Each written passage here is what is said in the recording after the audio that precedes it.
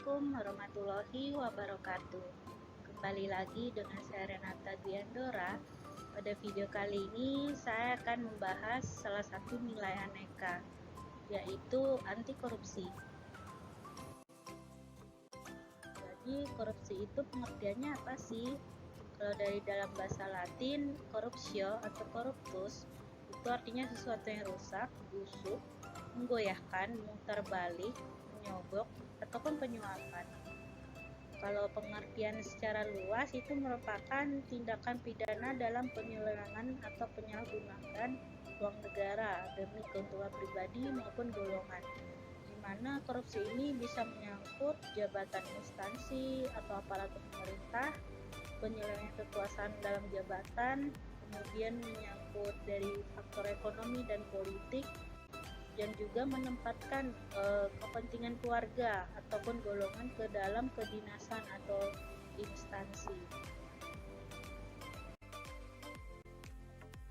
Kenapa sih orang bisa melakukan tindakan korupsi? Tujuannya itu semata-mata menguntungkan dirinya sendiri ataupun golongan, dan juga untuk memperkaya dirinya sendiri dan juga golongan dengan cara melawan hukum.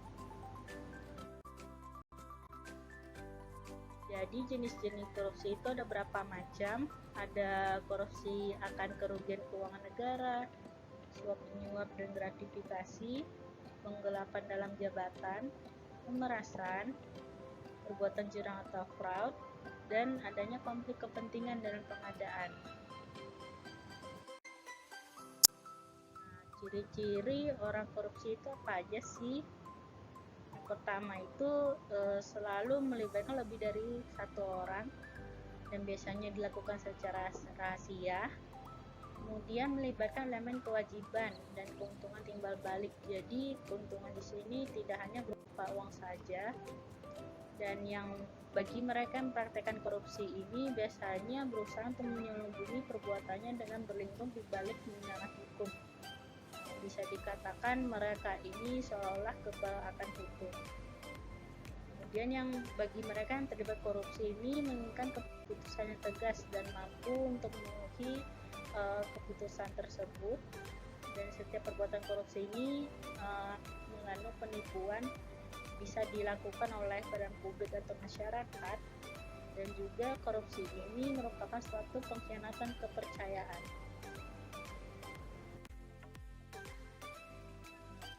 Perilaku korupsi ini ada dua macam, bisa dari diri sendiri atau internal, atau di luar dari individu atau diri sendiri atau eksternal.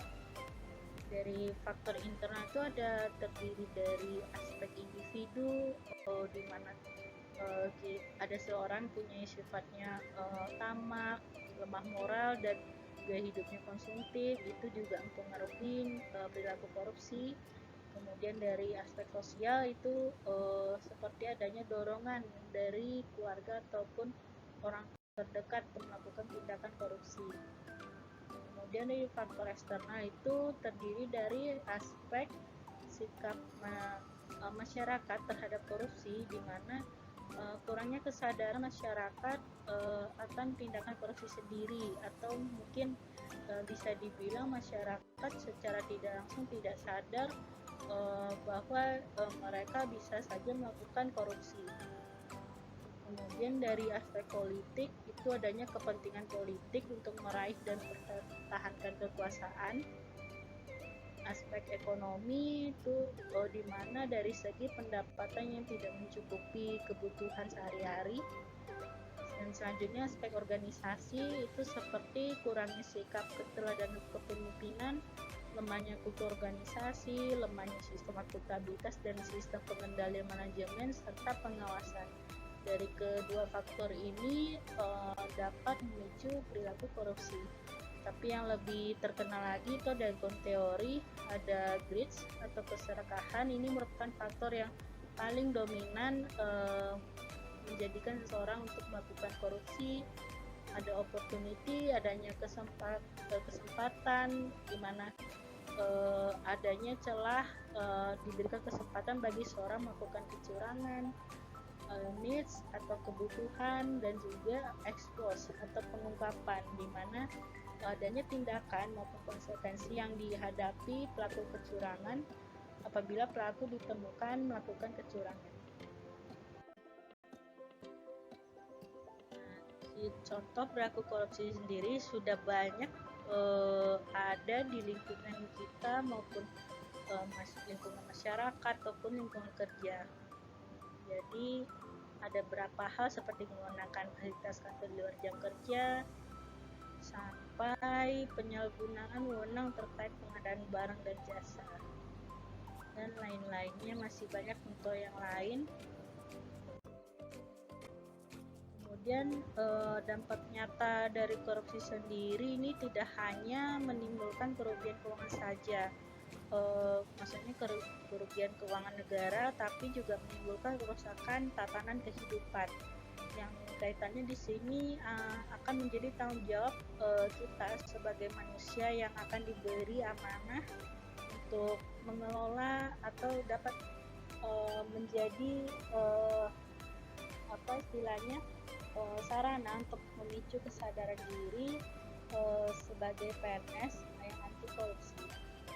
Jadi dampak nyatanya bisa dari bidang ekonomi maupun dari bidang sosial.